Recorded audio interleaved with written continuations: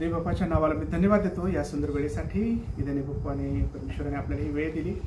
आपण नेहम्याच्या पुस्तकामध्ये पाहणार आहोत की नेहम्याच्या पुस्तकामध्ये काय लिहिलेलं आहे किंवा नेहम्या कशा प्रकारे जो समर्पित देवाचा सेवक होता आणि जो शूशन राजवाड्यामध्ये होता आणि ज्याचं वृत्तांत या ठिकाणी आहे नेहम्याच्या पहिल्या अध्यायामध्ये की नेहम्याबद्दल त्या ठिकाणी लिहिले. नेहम्याचं पुस्तक याचा पहिला अध्याय. हक्कल्याचा पुत्र नेहम्या याचा वृत्तांत. 20व्या वर्षी किसलेव महिन्यात मी शूशन राजवाड्यात होतो तेव्हा कनानी नावाचा माझा एक बांधव आणि इतर काही लोक यहुदातून आले. बंदिवासातून सुटलेल्यांपैकी जे यहुदी शेष राहिले होते त्यांच्याविषयी व यरुशलेमविषयी त्याचकडे मी पुस्तपास केली. यरुशलेमविषयी त्या व्यक्तीकडे मी पुस्तपास केली की कसं चाललंय तिकडं, कसे आहेत यरुशलेमचे काही उर्वरित लोक जे आहेत ते कसे आहेत. तेव्हा त्याने मला सांगितलं की बंदिवासातले जे काही अवशिष्ट लोक राहिलेले आहेत ना यरुशलेममध्ये त्या प्रांतामध्ये ते मोठ्या दुर्दर्शेत आहेत आणि त्यांची अप्रतिष्ठा होत आहे. यरुशलेमचा तटही पडला आहे, तट, आणि त्याच्या वेशी ज्या आहेत त्या आग लावून जाळून टाकलेल्या आहेत. अशा प्रकारे त्या व्यक्तीने एक हनानी जो बांधव आहे त्या बांधवाने ही जी बातमी आणली होती तेव्हा त्याला खूप दुःख वाटलं की रे आपल्या यरुशलेममध्ये असं असं झालंय आणि ते ज्या वेशी आहेत त्या आग लावून जाळून टाकल्या आणि सर्व काही नासधूस केल्याने फार दूरदर्शीमध्ये जे उर्वरित लोक आहेत ते फार दूरदर्शीमध्ये आहेत. आता असं ज्यावेळेला त्याने ऐकलं आणि हा जो होता ना हा नेहम्या जो होता हा कुठं होता, राजवाड्यामध्ये, चांगल्या ठिकाणी, त्याला चांगला पगार होता. तो प्याले हे होता, तो प्याला देणारा पॅलेबदार, तो चांगल्या पोझिशनवर होता. राजाला ज्यावेळेस अन्न पाणी द्यायचं तर त्याला अगोदर ते हे करावं लागतं, शिफारस करून त्याला देतात.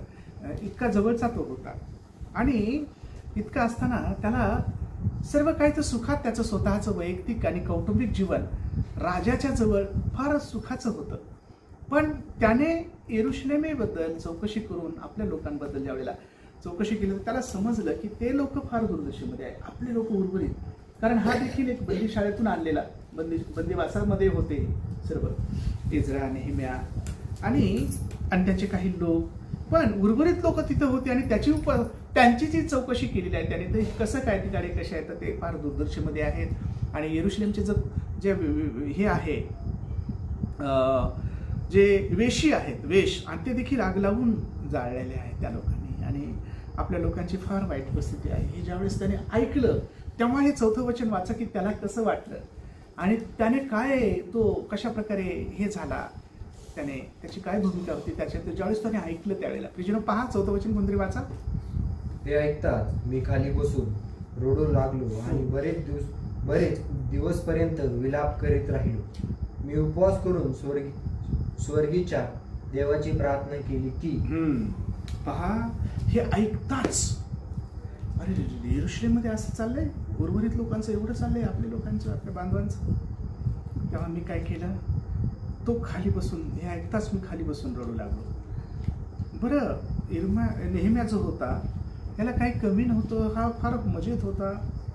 प्रिजनो हो, सर्व काही सुखात असताना देखील आपल्या लोकांची दैन्यावस्था ज्याला पाहवत नाही, ज्याला रडू येतं, कारण त्याला तिथे प्रेम होतं. त्याला यरुशलेममध्ये त्या जो काही वेशी आहेत त्या जाळल्या आहेत आणि लोकांना तिथे त्रास होतोय आणि दुर्दशेमध्ये त्यांचे फार हाल अपेष्टेमध्ये चाललेले दिवस, त्यांची अप्रतिष्ठा झालेली, मोठ्या दुर्दशेमधून त्यांची अप्रतिष्ठा झाली. हे ऐकून मी खाली बसून रडू लागलो.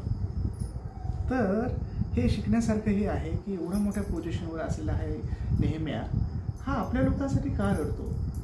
जो राजाचा पॅलेबदार आहे, राजाचा जवळचा आहे, त्याला काही कमी नाही, चांगला पगार असेल, त्याला भरपूर त्याचं जे मोठं पोझिशन होतं, याला एवढं सारं लोकांचं काय करायचं की जाऊ द्या लोक बरोबर का, आपल्याला काय आपण चांगले आहेत ना, असे विचार होते का त्याचे. प्रिजनो हे देवाच्या वचनामध्ये नेहम्याच्या पुस्तकाला इतकं ह्या नेहम्याच्या जीवनामध्ये महत्त्वाची गोष्ट या ठिकाणी आहे. तर प्रिजनो हा नेहम्या जणू आपल्या लोकांसाठी तो दुवा ठरला, आशीर्वादाचं कारण ठरला. नेहम्या नेहम्या फार समर्पित होता. नेहम्या खाली बसून रडू लागला. तो एवढा मोठा जवळ देवाच्या, तो जवळचाच होता, देवाच्या जवळचा. आणि देवाच्या जवळचे लोक देवाजवळ रडतात, देवाला हाक मारतात. त्यांचे आणि त्या देवाचे लोकांचे देवबापाचे संबंध फार चांगले असतात. आणि ते काही झालं तर देवाजवळ आपलं घराने सांगतात. मला सांगा, आपण कधी देवाजवळ रडलो का हो? कोणी रडलं का देवाजवळ? रडलं का तुम्ही कधी? तुम्हाला आठवतं का? प्रियजन हो, रडणं म्हणजे तुम्ही फार कमजोर आहात असं नाही. त्याचा अर्थ तसा घेऊ नका. काही लोकांना तसा अर्थ घेता येतो. तो प्रियजन हो तसं नाही. तर आपण का रडतो याचं काही कारण असते.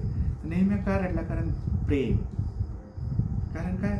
आपल्या लोकांबद्दल जिव्हाळा, माया, आपल्या प्रांताबद्दल, आपल्या यरुशलेमीबद्दल माया. त्याच्यामुळे एवढा मोठा हा पोझिशन असलेला माणूस, देवाचा दास, तो रडतोय आपल्या लोकांसाठी. ही बातमी नुसती ऐकूनच रडला, खाली बसून रडू लागला. आणि त्या गोष्टीसाठी की अरे अरे माझ्या बांधवांना हे झाले का? आणि मग तो रडू लागला. आणि त्याने काय केलं? बरेच दिवसापर्यंत विलाप करीत राहिला. विलाप म्हणजे दुःख दुःख. आणि कोणाला सांगितलं नाही त्याने.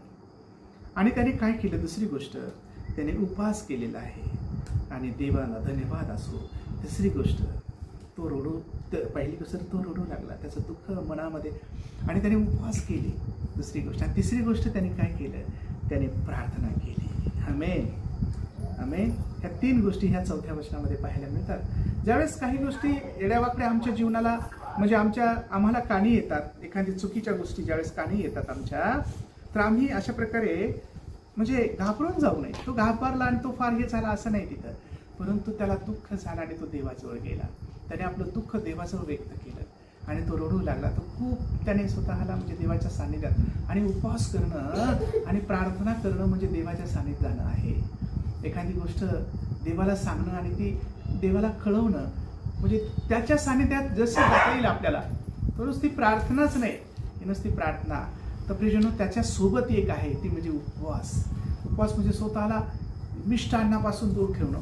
चांगलं ते सर्व काही त्याला चांगलं भेटत होतं, पण त्याने ते वेळच केलं आणि तो देवाच्या सानिध्यात गेला. आणि त्याला हे माहीत होतं की देवाच्या सानिध्यात जाणं म्हणजे उपवास, प्रार्थना आहे. Praise Lord. तेव्हा तुम्ही आणि मी देवाच्या सानिध्यात एखादी गोष्ट जर आमच्यावर उधरली आली तर त्याच्यासाठी आम्ही देवाच्या सानिध्यात गेलं पाहिजे. ते उपवास आणि प्रार्थना. काही लोक घेण्याचे उपवास धरतात, त्यांना काय म्हणजे त्याचं काही मर्म माहीत नाही. धरायचे म्हणजे लोक धरतात, मग आपणही धरू. मग ते 40 दिवसाचे हो किंवा 80-70 दिवसाचे हो, पण प्रियजन हो, असं करू नका. तुम्हाला मी हृदयातून एक सेवक म्हणून सांगतो, त्याचं काहीतरी मर्म असलं पाहिजे, काहीतरी उद्देश ठेवा. उद्देश तुमच्या प्रार्थनेचं हे मला उत्तर भेटावं म्हणून देवाजवळ तुम्ही मागा. लोक करतात म्हणून तसं करू नका. ते कुणीतरी काहीतरी केलंय, कुणीतरी सांगितलंय, नाही, अजिबात नाही करायचं तसं. तुम्ही 7 दिवसाचा उपवास प्रार्थना करा, तुम्ही 21 दिवसाची उपवास प्रार्थना करा, तुम्ही 40 दिवसाचं केलं तरी तुम्ही 70 दिवसाचे अहो, ते खूप चांगलं आहे जितके तुम्ही. पण तुम्ही एक उद्देश ठेवा की मला हे प्रभू राया मी यासाठी करत आहे, तुला माहीत आहे. आणि ते कोणाला सांगायची गरज नाही. जसं नेहमीने केलं, प्रेज लॉर्ड. आणि त्याचं प्रतिफळ देव दिल्याशिवाय राहणार नाही. अनेक प्रतिफळ देणार आहे तुम्हाला त्याचं. हालेलुया, आमेन, प्रेज लॉर्ड. तेव्हा या नेहमीने उपवास आणि प्रार्थना केलेली आहे आणि आपल्या लोकांसाठी रडत आहे. आपल्या लोकांसाठी एवढं सारं चांगलं असताना तो प्रियजन, याला म्हणतात देवाचं अंतःकरण. देवाने दिलेलं हृदय, कळवळणारं अंतःकरण, कळवळणारं हृदय याला म्हणतात. Praise Lord. आपल्या लोकांसाठी, आपल्या बांधवांसाठी तो आपल्या लोकांसाठी रडतोय. तो प्रियजन हो, इतक्या चांगल्या हृदयाचा होता. पहा नेहम्या. आणि पुढे पाहतो आम्ही ते त्याने काय प्रार्थना केली. आणि ती प्रार्थना या ठिकाणी देवाच्या कृपेने या ठिकाणी आहे, जे आपण वाचू शकतो. त्याने काय प्रार्थना केली हे नेहम्या या ठिकाणी लिहित आहे स्वतः. Praise Lord. आणि या पुस्तकाचा लेखक आमेन नेहम्याचा आहे. Praise Lord. तो काय लिहितो की मी हे स्वर्गीच्या देवा, तो म्हणतो हे स्वर्गीच्या देवा परमेश्वरा, हे थोर व भयावह देवा, तुझं भय धरावं असं तू आहेस. आणि तुझ्यावर जे प्रीती करतात व तुझ्या आज्ञा पाळणारे जे आहेत त्यांच्यावर संबंधाने तू आपला करार पाळतोस व त्यांच्यावर करुणा करतोस. तुझ्यावर प्रेम करणारे लोकांवर तुझा करार असतो. करार देवाने करार केलेला आहे. इस्रायल लोकांवर करार केलेला, आपल्यासोबत देखील करार केला. मी तुला कधीच सोडणार नाही, मी तुला आशीर्वादित करेन, मी तुला फलदायी फलद्रूप करेन, मी तुझ्या संगती सोबती राहील. आणि म्हणून हा जो करार आहे हा देवाने जो केलेला आहे तो तू पाळतोस, तू जे प्रेम करतात तुझ्यावर. पहिली गोष्ट त्याला देवाला तो सांगतोय, पहा की देवा तू करार पाळणार देव आहे. जे तुझ्यावर प्रीती करतात त्यांच्यावर तू करुणा करतोस, त्यांच्यावर तुझं प्रेम आहे. त्या संदर्भामध्ये तू आपला करार पाळतोस प्रेम करणाऱ्या लोकांबद्दल. तसंच पुढेचं 6वं वचन, तुझे सेवक इस्रायल लोक ह्यासाठी मी तुझा दास या समय रात्रंदिवस प्रार्थना करीत आहे. ती कान देऊन ऐक व डोळे उघडून पहा. अशी प्रार्थना करतोय मी जे प्रार्थना करताय ती तू डोळे भरून पहा आणि कान देऊन ऐक बाप्पा. आणि म्हणून आम्ही इस्रायल लोकांनी आम्ही काय लिहिले बरं, आम्ही केले म्हणजे मी पण त्याच्यात आलेलो आहे. आम्ही इस्रायल लोकांनी तुझ्या विरुद्ध पातके केली आहेत, अनेक पातके. पातक म्हणजे एक, पण पातके म्हणजे अनेक. आणि आम्ही, मला सांगा, एज्राने आपलं ह्या नेहम्याने काय केले? काही पाप केले म्हणून त्यांचे दैर्य. तर तो म्हणतो आम्ही केले म्हणजे मी पण त्याच्यात आहे, अशी त्याची प्रार्थना आहे की मी आणि माझ्या घराण्याने. असं पण पुढे आहे, आम्ही पातके केले आहे, आम्ही केले परमेश्वर, आम्ही इस्रायल लोकांनी केले हे. म्हणून आम्ही एक प्रार्थना तुला करतो की हे दयाळू देवा, मी ते कबूल करतो. काय? इस्रायल लोकांनी आम्ही तुझ्या विरुद्ध पातके केली आहेत, अनेक पातके, ती मी कबूल करतो. मी तुझ्या आणि व माझ्या बापाच्या घराण्याने, काय, मी व माझ्या बापाच्या घराण्याने पातक केले आहे. हे आहे 6वं वचन. माझ्या घराण्याने माझ्या बापाच्या घराण्याने मी आणि माझ्या बापाच्या घराने पाप केले आहे, म्हणून आमच्यावर ही दैन्यावस्था आली आहे. आणि म्हणून मी तुला प्रार्थना करतो की ती प्रार्थना तू ऐक. आता पुढे पाहूया. तुम्ही आणि म्हणून आम्ही तुझ्या समोर अतिशय दुर्वर्तन केले आहे आणि तू आपला सेवक मोशे यास विहित केलेल्या आज्ञा, म्हणजे दिलेल्या आज्ञा, त्यांना सांगितलेल्या आज्ञा, नियम व निर्णय आम्ही पाळले नाही. म्हणून हे असं आहे. आम्ही ते कबूल करतो की तुझे जे निर्णय आहेत ते पाळले असते तर इथपर्यंत आम्हाला यावंच लागलं. आम्ही आज बंदी शाळेत आहोत, आज बंदी याच्यात आहोत. कोणीतरी आमचे धनी पण आमच्यावर करत आहे, आम्ही दुसऱ्यांची गुलामगिरी करत आहोत. आम्ही परराष्ट्रामध्ये आहोत आता. आणि येरुशलेममध्ये थोडके जे लोक आहेत तिथे फार दैन्यावस्था चालली बाबा. म्हणून तू माझ्यावर कृपादृष्टी कर, आमच्यावर कृपादृष्टी कर. आणि मी आणि माझ्या घराण्याने पाप केले, आम्ही अतिशय दुर्वर्तन केले तुझ्यासमोर. त्या आज्ञा आणि त्या सर्व काही पाळल्या नाहीत तुझ्या. म्हणून आज आम्ही अशा आहोत. आणि मी रडू लागलो आणि मी देवाला प्रार्थना, अनेक दिवस उपास प्रार्थना केल्या. देवाला अशी प्रार्थना आहे, ती देवाला धन्यवाद की ही प्रार्थना त्याची बायबलची मध्ये या ठिकाणी आहे, जे आपण वाचू शकतो. ती प्रार्थना तुझं आम्ही देखील दुसऱ्याचं पाप आम्ही म्हटलं पाहिजे, प्रभू मी माझ्या घराण्याने असं केलं म्हणून आमची दैन्यावस्था आहे. आणि म्हणून मी त्याच्यात सामील आहे. मी माझ्यामुळे हे झाले, माझी क्षमा कर, आमची क्षमा कर. नाही तर मग त्याने अशी नाही प्रार्थना केली, त्या इस्रायल लोकांनी तसं केले म्हणून ते हे आहेत. ते इस्रायल लोकांनी तसं केलंय, आमच्या त्या बाकीच्या मंडळीने तसं केलंय. प्रभू त्यांच्यावर दया कर, त्यांची क्षमा कर, त्यांना तू असं कर, त्यांना तसं कर. असं आहे की प्रार्थना? ही प्रार्थना मला, मी आणि माझं घराणं आणि मी पापी आहे असं सांगते ही प्रार्थना. आणि पाहिलं तर यांनी काही चांगलं, हे तो समर्पित देवाचा सेवक आहे. बाकीच्यांनी काटगुटाने भानगडी केलेल्या आहेत, म्हणजे आखानाने पाप केलं इस्रायल लोकांना भोगावं लागलं. ते दुसऱ्या कोणीतरी काहीतरी केलेले आहेत सर्व चुका आणि सर्वांवर ते गुदरलं. परंतु हा म्हणतो मी आहे, मी आणि माझ्या घराण्याचं बापाचं घराणं. तर याला म्हणतात great prayer, praise the Lord, महान प्रार्थना, जी सर्व लोकांचं कबूल करते, जे इतरांचं पाप स्वतःवर घेऊन मध्यस्थी करते, दुसऱ्यांचं पातक स्वतः घेऊन जी मध्यस्थी करणारी प्रार्थना, महान प्रार्थना आहे. प्रेज द लॉर्ड की मी केले ते, मी पापी आहे आणि मनापासून आणि देवाजवळ रडतोय, प्रार्थना करतोय. आणि याला तसं पाहिलं तर काही कमी नाही, हा राजाच्या जवळचा माणूस आहे, अगदी जवळचा. आणि म्हणून तो उपास प्रार्थना करतो आपल्या बांधवांसाठी, आपल्या लोकांसाठी, इस्रायल लोकांसाठी. उर्वरित जे येरुशलेममध्ये होते त्याच्या वेशी जाळवल्या आहेत, ते केले आहेत. पुढे पाहूया की तो आपला सेवक मोसे या जे सांगितले होते त्याचे स्मरण कर. आता तो म्हणतो की दे बापा, मोशेला काय म्हणलं होतं तू? आता पहा या नेहम्याचं. प्रेज लॉर्ड, देवाला धन्यवाद असो. नेहम्याचं इकडे लक्ष द्या. तर प्रियजन हो, नेहम्या जो आहे, नेहम्या तो म्हणतो की देवाला सांगतोय तो प्रॉमिस. आणि देवाला असे लोक पाहिजेत की देवा तू म्हणाला होता की असं असं आहे, तू काय म्हटलं होतं, तू आम्हाला वचन दिलं होतं ना, तर ते तू आठव प्लीज.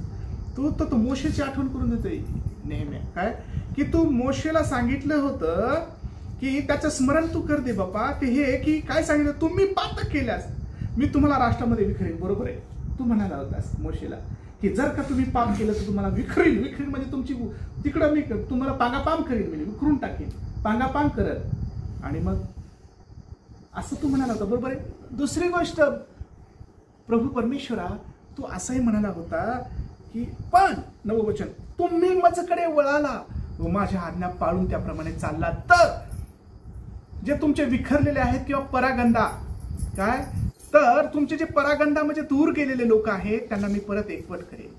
Praise Lord. तेथून मी त्यांना एकवट करेन असं तू म्हणाला होतास मोशेशी. आणि मग आपल्या नावाच्या निवासार्थ निवडलेल्या स्थानी आणि मी असंही म्हटलं होतं तू प्रभू राया, काय अशी प्रार्थना करतोय तू की तू मोशेला म्हटलं की मी तुम्हाला त्या ज्या निवडलेल्या स्थानामध्ये परत आणेन, विखरलेल्यांना मी निवडून आणेन, परत आणेन, एकत्र करेन, तुम्हाला एकत्र करेन जर तुम्ही पश्चाताप केला आणि जर तुम्ही माझ्याकडे वळालात तर, माझ्याकडे वळालात तर. प्रियजन हो, ही प्रार्थना करतोय कोण? नेहम्या. हालेलुया. आपल्या देवाला की तेव्हा तू असं प्रॉमिस दिलं होतं की मी विखरीन तुम्हाला जर तुम्ही पाप केलं तर. आणि जर तू असंही म्हणाला होता की तुम्ही परत पश्चाताप केला आणि तू माझ्याकडे जर वळालात तर मी तुम्हाला काय करीन, परत एकवट करीन. तुमची परागंदा झालेली म्हणजे तुम्ही पांगलेले आहात इकडं तिकडं, तुमची दैन्यावस्था झाली, सारं हे झालेलं आहे, इकडं तिकडं विखरून गेलेला आहात तुम्ही, तर तुम्हाला मी परत एकवट करीन जर तू असंही म्हणाला होतास. आणि म्हणून तो देवाला आठवण करून देतो. देवाला सर्व गोष्टीची आठवण असते, पण देवाला प्रार्थना वीर पाहिजे, देवाला आठवण करून दिला पाहिजे. आणि आपल्या प्रार्थना ज्या आहेत त्या धोपाप्रमाणे देवाकडे जातात, पण आपल्या प्रार्थना ज्या आहेत त्या अशा असाव्यात की देवा तू म्हणाला होतास, तू मला वचन दिलास की मी तुला सोडणार, माझ्यावर तयार कर, मी चुकलेलं आहे, मी पापी वाईट आहे, आणि खरा पश्चाताप पाहिजे. खरा पश्चाताप करणाऱ्यावरच कृपादृष्टी होते, देवालाच माहिती आहे ते. आणि ते त्याच्या पवित्र जनांचे अश्रू ओलांडून जात नाही असं लिहिलंय बायबल. आमेन. आणि रडणं म्हणजे काय? रडणं म्हणजे कमजोरपणा नाही. रडणं म्हणजे तुम्ही सारखं रडता, सारखं रडता. अरे तू कधी रडला का देवाजवळ? तुला कधी माहिती का अश्रू गाळायचं काय देवाजवळ? दुसऱ्याला नाव ठेवता तुम्ही, अनेक लोक, काही लोकांना तुझं नाव ठेवायला एक पटाईत असतं, पण तू कधी एक अश्रू तरी ढाळस का कधी देवाजवळ? आणि ते रडतात तर त्यांना सांगतो रडणं म्हणजे कमजोरपणा नाही, रडणं म्हणजे आपलं हृदय देवाशी बोलणं. आणि एवढा मोठा नेहमी रडतोय. हा काही लहान माणूस होता, त्याला काय कमी होतं? आणि ज्या ज्या वेळेला देवबाचे लोक देवाजवळ रडले त्या वेळेला देव उभा राहिला. रडणं म्हणजे आपला अंतःकरण देवाशी आपलं हे करणं, मोकळं करणं. आणि प्रियजन नम्र होणं आहे. रडणं म्हणजे आपलं सर्व अंतःकरण देवाला मोकळं करणं आहे. आपण जसं लहान लेकरू आपल्या बापाला हट्टाने मागतं आणि ते रडतं, मला ते पाहिजे, तर प्रियजन तसा आमचा स्वर्गीय पिता परमेश्वर आहे. ज्याच्याजवळ रडलं, ज्याजवळ आपण मागितलं तर देणारा देव आहे. हालेलुया. म्हणजे आपण काही लोकांना रडू येत नाही म्हणजे ते फार कठीण मनाचे आहेत असं मला म्हणायचं नाही. की ते रडत नाहीत म्हणून ते फार कठीण आहे बाबा. अरे तसं नाही. तसाही त्याचा अर्थ घेऊ नका. परंतु ते हृदयातून आणि विश्वासाने मागतात, देव त्यांनाही प्रार्थना ऐकतो. पण आम्ही जसं इर्माया होता, रडणारा, रडका संदेष्टा, त्याला काय म्हणतात? रडणारा संदेष्टा म्हणजे इर्माया. त्याला फार मोठे मोठे कठीण संदेश द्यायचे होते लोकांना, आणि त्याला तसं देवाने तसं अंतःकरण दिलं होतं. तर प्रियजन हो, हे रडणारं अंतःकरण देव सर्व हृदय पाहतो. आणि तो म्हणतो की तू आता अशा प्रकारे तो म्हणतो की आम्हाला तू एकवट करणारं वचन दिलं होतंस, तू मोशेच्या तिथे मोशेला सांगितलं होतं, तसं आता आम्ही तुला प्रार्थना करतो, तुझ्याकडे वळतो, तशी दया आमच्यावर कर. आता तो म्हणतो 10व्या वचनामध्ये प्रार्थना करतो, पहा जे तुझे सेवक व तुझे लोक आहेत त्यास तू आपल्या महासामर्थ्याने प्रबळ हाताने सोडले आहे, सोडविले आहे. आता 11वं वचन, हे प्रभू मी विनंती करतो की तू आपल्या या सेवकाच्या प्रार्थनाकडे व जे तुझे सेवक तुझ्या नावाचे भय बाळगण्यास उत्सुक आहेत त्यांच्या प्रार्थनाकडे कान दे. आणि तुझा सेवक आज तुझ्या सेवकास आज यश दे, आणि ह्या मनुष्याची त्याचवर कृपादृष्टी होईल असे कर. मनुष्याची त्याचवर कृपादृष्टी होईल असे कर. यावेळी मी राजाचा प्यालेबदार होतो. राजाचा प्यालेबदार, प्याला द्यायचा, हे घ्या पाणी, हे घ्या जेवण, हे घ्या मिष्टान्न, हे घ्या सगळं.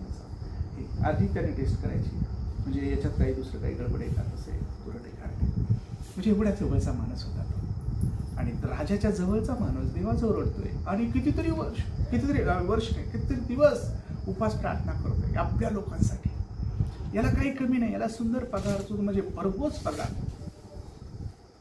सर्व काही याची कुटुंब सुखामध्ये, राजाच्या तिथे राजवाड्यात राजाजवळ का रडावं याने, त्याला काय कमी होतं. असे लोक देव अपेक्षित करतात. आमच्याकडूनही देवाला अपेक्षा. आज कितीतरी लोक सुखात आहेत, त्यांना बाकीच्या लोकांचं काही करायचं नाही. आपलं भरलंय मस्त, तुमचं काही करावं आपण तरी, तेच आपलं पुढं पुढं त्यांच्या करायचं. पण ते बाकीचे लोक, आपले लोक. आणि लक्षात ठेवा, प्रत्येकाला आपल्या समाजाबद्दल, आपल्या लोकांबद्दल कळवळा असला पाहिजे, प्रेम असलं पाहिजे. आपल्या लोकांबद्दल प्रेम पाहिजे. सर्वांना ध्यानात ठेवा, लक्षात ठेवा. ज्या कुटुंबातून तुम्ही आलात त्यांच्याबद्दलच जर प्रेम नाही आहे तर तुम्ही माणूसच नाही, आपण माणूसच नाही. तर ते आपल्याच लोकांबद्दल प्रेम नाही तर दुसऱ्याला काय सांगणार आहे तुम्ही.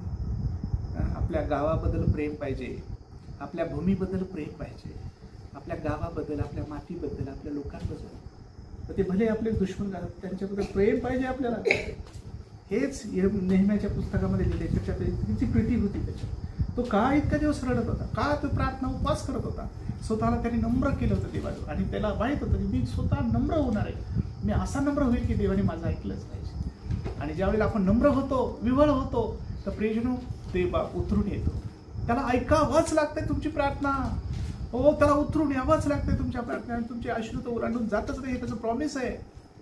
आणि म्हणून तुम्हाला देखील तो विश्वास देतो की बाळा मी तुझ्याबरोबर आहे, तू माग. आता तू मला प्रार्थना केली इतक्या हृदयातून, तुला काय पाहिजे. म्हणजे देवबाप होतं आणि त्याने दुसऱ्यांसाठी मागितलंय, स्वतःसाठी नाही. आणि स्वतः म्हणतो मी पापी आहे, मी वाईट आहे, मी माझ्या घराने पाप केले, मी पाप केल्यामुळे मला हे झालं. आज पापामुळे आज आजारांमध्ये आहेत लोक. आज पापामुळे दुःखात आहे, पापामुळे वेडे झालेत लोक. घराचं धूळधाण झाली पापामुळे. लोक पांगले देवाला सोडल्यामुळं, जिवंत देवा सोडल्यामुळं, जिवंत देवाकडे पाठ फिरवल्यामुळं त्यांच्या घराचे उकरडे झाले. ते दयनीय अवस्थेमध्ये, ते खायला मोतोल आहे. आणि त्यांच्या घराचे पत्र अजून बदलले नाही पापामुळं. आज देवाला सोडून देणाऱ्या लोकांची दयनीय अवस्था पहा कशी आहे. त्यांच्या घरामध्ये अनेक प्रकारचं, सर्व प्रकारच्या व्यसनाच्या अधीन झालेले, व्यसन, सर्व प्रकारचे गुटखे, मारामाऱ्या, तरुण लेकरं काय काय होतात, मारतात. आणि आईवडिलाला ते मारतात मुलं. हे परिस्थिती आहे. कशामुळं? पापामुळं. आणि देवाची ओळख नाहीये, देवाचं ऐकायचं नाहीये, देवाच्या विरोधात बोलायचं आहे. देव काय आहे त्याचे काही करायचं नाही, त्याचं काही करायचं नाही, घेणं देणं नाही. आणि याच्यामुळं देवापासून दूर गेलेत असं. आणि प्रियजन हो, आणि अशा लोकांसाठी का रडू नये आपण? अशा लोकांसाठी का मध्यस्थी करू नये? आपण डोळ्याने पाहतो आणि आपण तसंच कानाकडं करतो. त्या याजकासारखं आणि त्या लेवीसारखं, ज्या माणसाला पाहून ते तसेच गेले, ज्याला मारलं होतं वाटावर पडलेला अर्धमेला माणूस, लेवी तिथून गेले, याजक तिथून गेले, पण तो जो शंभरूने गेला त्याने त्याला जवळ घेतला आणि त्याच्या जखमा धुतल्या. तर प्रियजनो, आम्ही हे देवाला अपेक्षित आहे तुमच्याकडून की तुम्ही मध्यस्थी करावी. हा मध्यस्थी करणारा महान वीर होता. प्रेज लढा. हा नुसता मध्यस्थी नाही तर स्वतःला त्याने नम्र केलं, स्वतःला नम्र केलं, उपवास केले, म्हणजे स्वतःला भाकरीपासून त्याने स्वतःला दूर ठेवलं आणि तो रडू लागला. त्याने प्रार्थना केली. आम्ही इतरांसाठी प्रार्थना करावं हा धडा एक आहे. आणि पाप दुसरी अशी आहे की त्याने पाप जे आहे लोकांचं पाप स्वतःवर घेतलं, म्हणजे की मी आणि माझ्या घराने पाप केले. याने केलं होतं का? नेहमीने केलं होतं का? नेहम्याचं कुटुंब होतं का त्या पात्रामध्ये? नेहम्या होता का त्याच्यामध्ये? मला सांगा बरं. आणि देवाचे सेवक असतात का त्यामध्ये? ते तर फार चांगले जीवन जगतात. परंतु तो म्हणतो माझ्या कुटुंबाने केले, मी स्वतः त्याच्यात इन्व्हॉल्व होत आहे तो की मी. आणि हेच देवाला अपेक्षित आहे. आणि म्हणून आम्ही स्वतः असं एक हृदयातून म्हटलं पाहिजे की प्रभू मी चुका करणार आहे, आमच्याच कुटुंबाने केली, माझ्याच कुटुंबामुळे ह्या सर्व गोष्टी झाल्या, माझ्यावर कृपा दृष्टी, आमच्यावर कृपा. आणि तू म्हटलं होतं ना मोसेला की मी तुला आशीर्वादित केलं, जर मी तुम्हाला विखरी, जर तुम्ही माझ्यापासून जर चुका तुम्ही जर केल्या, पाप केले, तर तुम्हाला मी राष्ट्रामध्ये वेगळ्या प्रकारच्या ठिकाणी तुम्हाला विखरून टाकेल. परंतु तो असंही म्हणाला होता, जर तुम्ही परत वळाला माझ्याकडे, पश्चाताप केला तुम्ही आणि माझ्याकडे, मी तुम्हाला परत गोळा करेन, मी तुम्हाला परत एकवट करेन. हे परमेश्वरात वाटव. आणि म्हणून मी या दिवशी तुला प्रार्थना करत आहे. आणि प्रियजन हो, आपलं मन मोकळं करणं देवाजवळ यापेक्षा चांगली गोष्ट दुसरी कोणतीच नाही. हालेलुया. प्रार्थना ही इतकी महान गोष्ट आहे. हालेलुया. आपल्या सर्व हृदयातून देवाला सांगणं यापेक्षा चांगली गोष्ट कोणती आहे, की देवा, की माझं हृदय आहे. आणि तुम्ही काही बोला, देव मित्र आहे.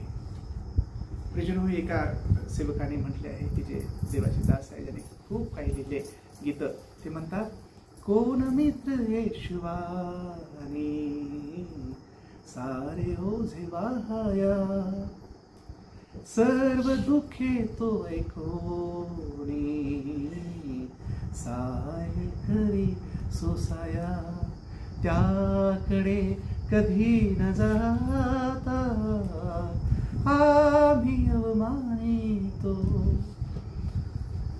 अशा प्रकारे आम्ही तिकडे जात नाही, आम्ही दुसरीकडे जातो आणि आम्ही त्याच्याकडे गेलं पाहिजे. आपलं सर्व दुःख त्याला सांगितलं पाहिजे. त्याच्यासारखा मित्र नाही, त्याच्यासारखा प्रियकर नाही, त्याच्यासारखा देव नाही, त्याच्यासारखा राजा नाही, त्यासारखा प्रार्थनाचं उत्तर देणारा देव, तो खरा देव आहे.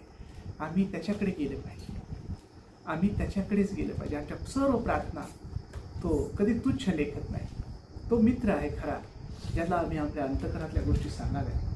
आणि असा मित्र लाभला आहे, आपल्याला सर्व लाभलं. हालेलुया. प्रभू येशू हा खरा मित्र आहे. तो आम्हाला लाभला, आम्हाला सारं लाभलं, मला सर्व लाभलं. तर ह्या इर्म्याचा मित्र तारणारा परमेश्वर होता, देव होता. आणि तो देवाजवळ रडू लागला, की देवा आमच्या प्रिय लोकांना खूप गोष्टी माझ्यावर खूप आहे. आणि देवाने ती प्रार्थना ऐकली. कृष्ण राजाने ज्यावेळेस त्याला विचारलं, की अरे इतके दिवस झाले तुझं तोंड उतरले, तू आजारी तर नाहीयेस, पण तोंड का उतरलंय तुझं?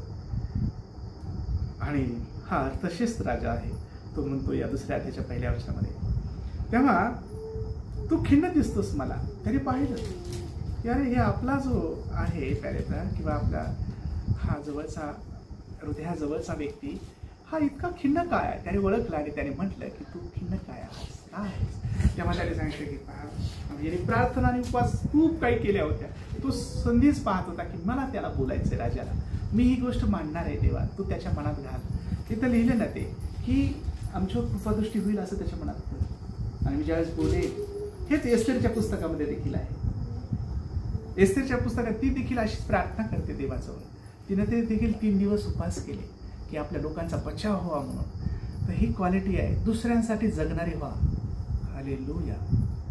इतरांसाठी जगणारे व्हा देवाच्या लोकांना. प्रियजन हो, स्वतः आपण आरामात आहोत, फार मस्त आहोत, अजात बाकी काही घेणं देणं नाही.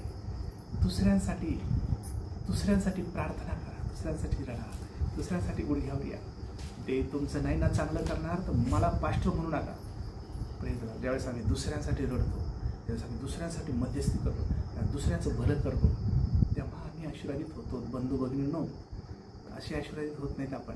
स्वतःसाठी प्रार्थना करणारे असे कितीतरी आहेत, कितीतरी पडलेत असे लोक जे स्वतःसाठीच प्रार्थना करतात. मला हे पाहिजे, मला ते पाहिजे, मला हे दे, मला ते दे. हे सर्व गोष्टी आपल्याला समजतात. दुसऱ्यासाठी मध्यस्थी करा. ह्या बायबलमध्ये पहा, जे लोक दुसऱ्यासाठी रडले, मध्यस्थी केली, प्रार्थना केली, संघर्ष केला, ते आशीर्वादित झाले. आम्ही दुसऱ्यासाठी जगलं पाहिजे. हालेलुया. बरे आमेन. भले आम्हाला काही मिळो ना मिळो, आम्ही दुसऱ्यांसाठी मध्यस्थी करणारे महान वीर झाले पाहिजे, प्रार्थनावीर. हालेलुया. Praise the lord. ही गोष्ट शिकूया आपण नेहम्यासारखी. आणि त्या राजाची कृपादृष्टी त्याच्यावर झाली. त्यामुळे तुला काय पाहिजे? बरं, मग मी सर्व काही तुला देतो, तू जा, माणसं घेऊन जा, पैसा घेऊन जा आणि ते बांधून काढ. Praise the Lord. त्याने कोट बांधण्याची परमिशन घेतली, लोक घेतली, पैसा प्रभू सुंदर रूप त्यांना देण्यात आलं. Praise the Lord. पहा, आणि ह्या निघाला आपल्या लोकांच्या घरी तिकडे यरुशलेममध्ये. Praise the Lord. तिथेही त्रास झाला, तिथेही लोकांनी ते बंद पाडण्याचा प्रयत्न केला आणि बंद पाडलंच. पण ते रात्र आणि दिवस करून त्याने तो कोट उभारला. आणि प्रेजन हो, ज्याच्याबरोबर देव असतो आणि जे कामाला तो हात घालतो, स्तोत्रसेचा पहिला अध्याय मला आठवतो की ज्या प्रत्येक त्या कामाला जो कोणी हात घालतो त्याला यश मिळते, त्याला आशीर्वाद लाभतो.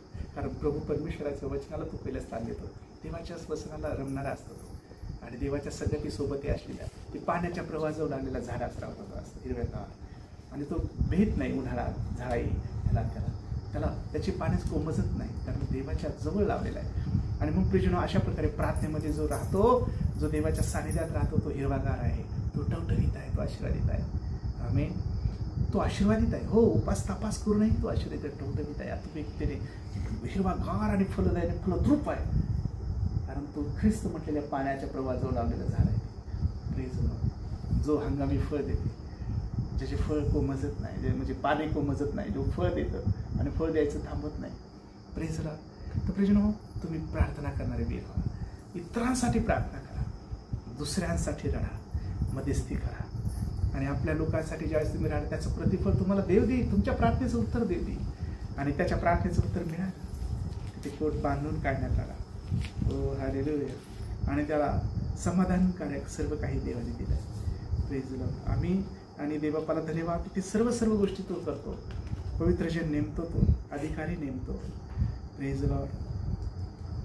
आणि त्या ठिकाणी देवाला लाखो धन्यवाद देतो की प्रभू परमेश्वरानं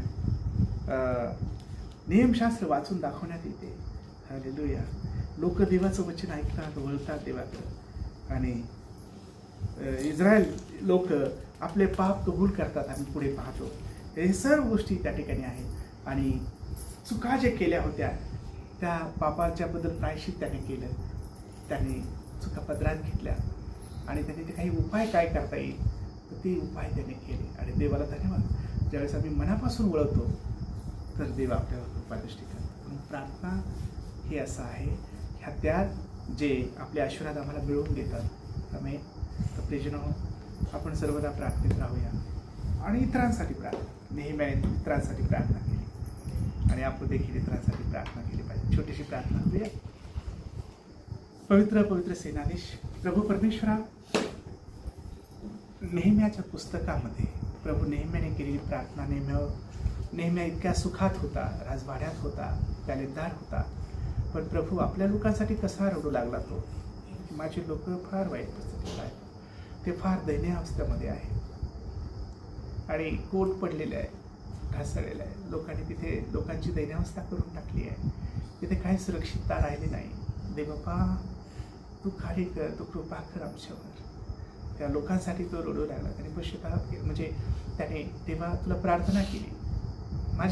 माझ्याच पापामुळे, माझ्या घराण्याच्या पापामुळे, आमच्या पापामुळे हे आले.